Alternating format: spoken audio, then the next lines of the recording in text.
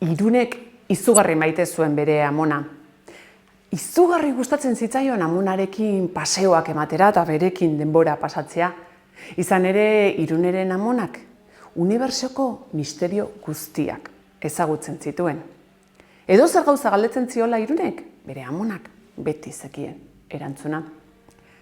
Egun batean, Irun eta bere amona bueltaska bat ematera irten ziren. Eta hondartzara joan ziren. Eta hondartzari begira zeudela, Irunek amonari galdetu zion. Aizu, amona, nola daki itsasoak noiz gelditu behar duen?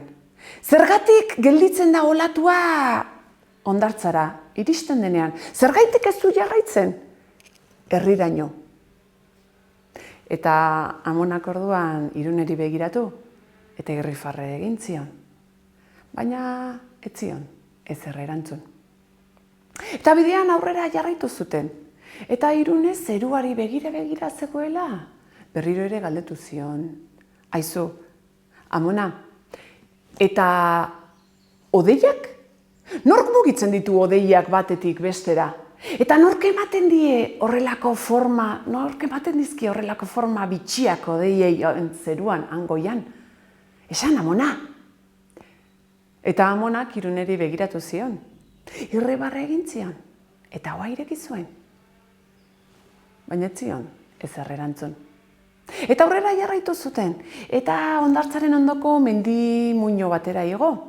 Eta han, mendi muinoaren gain hartan, berriro ere Irunek amonari galdetu zion. Aizu, amona, gauza bat. Nola daki eguzkiak noiz irten behar duen? Eta nola daki ja lotara joateko ordua dela? Eta nork eusten dio ilargiari hangoian gure buruen gainera ez erortzeko? Amona, esan! Eta amonak orduan irrifarre egin zion Iruneri. Eta ireki zuen ahoa erantzuteko. Eta esan zion. Balaztana, ez dakit. Nola ez dakizula? Zuk misterio guztien erantzuna dakizkizuta, nola ez dakizula? Ba, ez. Ez dakit, galdetzen dizkidazun gauza guzti horien erantzunak ez dakizkit.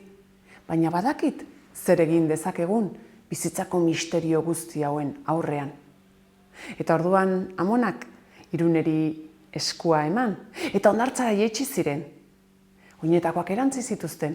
Eta hantxe, hondartzan, olatua noiz etorriko zain gelditu ziren. Eta olatuak hankak busti zizkienean, amonak itsasoari begiratu eta esan zion, eskerrik asko itsasoa, eskerrik asko olatuak.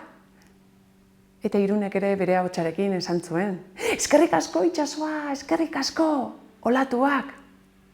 Eta orduan, mendi muinora igo ziren berriro. Eta han, belar hartan etzan, eta biak zeruari begiratu, eta elkarrekin esan zuten, eskerrik asko hodeiak, eskerrik asko haizea. Eta orduan, justu momentu hartan, eguzkia mendi magalaren atzean ezkutatzen ari zela. Biek esan zuten, eskerrik asko eguzkia, bihar ere zure zain izango gara. Eta han badator ilargia ere, eskerrik asko ilargia, gure gauak, eta gure ondotik joan diren guzti horiek zaintzearren. Eta horrela, Irune eta amona etxera itzuli ziren. Elkarrekin afaldu zuten, patata tortilla kipularekin. Eta afaldu ondoren hortza garbitu, ohera joan, eta amonak istorio bat, ipuin bat kontatu zion Iruneri. Eta amaitu zuenean Irunek amonari begiratu eta berriro ere galdetu zion. Aizu, amona, zergatik marrazten dizkizu denborak marrazki guzti horiek azalean? Zergatik marrazten ditu mapa horiek denborak zure azalean? Badakit erantzuna amona. Eta orduan, amona besarkatu, eta Irunek belarrera esan zion. Eskerrik asko amona.